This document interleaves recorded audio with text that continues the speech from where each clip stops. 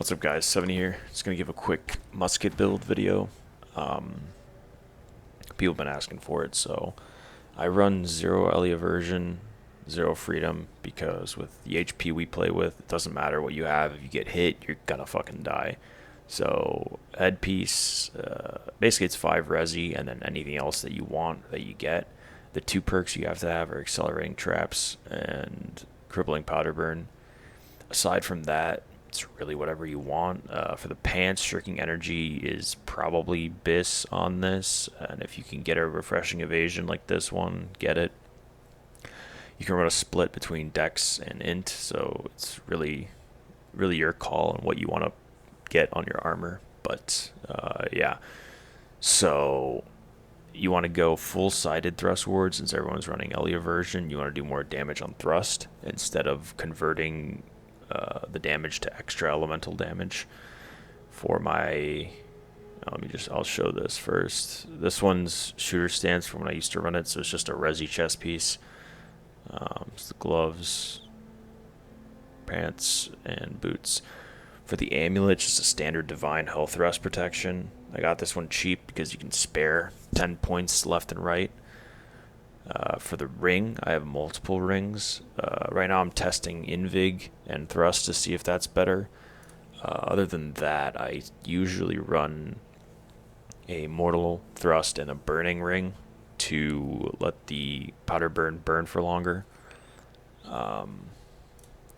Aside from that, the earring, you just want refreshing toast, and that's pretty much it. Other than that, the rapier, realistically, whatever you want, you're still going to be doing a shit ton of damage. So I have Vicious, Sundering Riposte, and Attunement. The Riposte is just broken. If you know how to time it right, what abilities can't be dodged with it, what abilities you can catch people off guard. The musket is where things get interesting. I have 3 or 4 muskets that I go in rotation with. This is usually the main one with Accuracy Enchanted Attunement, and you convert it with a Rune Glass to still do more thrust damage, but have a dot effect to get those last kills, and you still convert it to elemental, so you split your damage up. Other than that, sometimes I do use the Vorpal Enchanted one. The Keenly Jagged got nerfed as well because of the crit chance nerfs that happened. Crippling Powder Burn and Vicious are still really good. If you have a crippling ring like I do somewhere, there it is. So you pretty much slow them down for, I think it's like 8 seconds or 9 seconds by 42%. I've been testing a little bit with Brash. Still don't know much yet about it. But the other musket that's really good for OPR is pretty much nothing else. Maybe Open World PvP 2.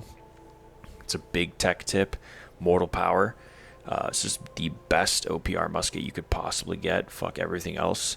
As long as you kill an NPC, a wolf, a dog, or whatever, the fucking archers, you have 15% in power for 20 seconds. And then you just keep stacking it on people, or you just reapply it with a NPC.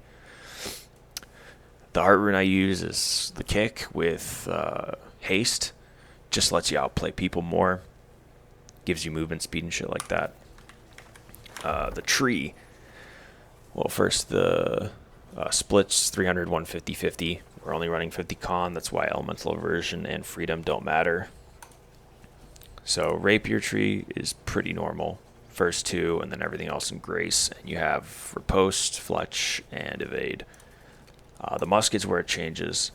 No zoom anymore, and you're pretty much putting more points in the trapper tree.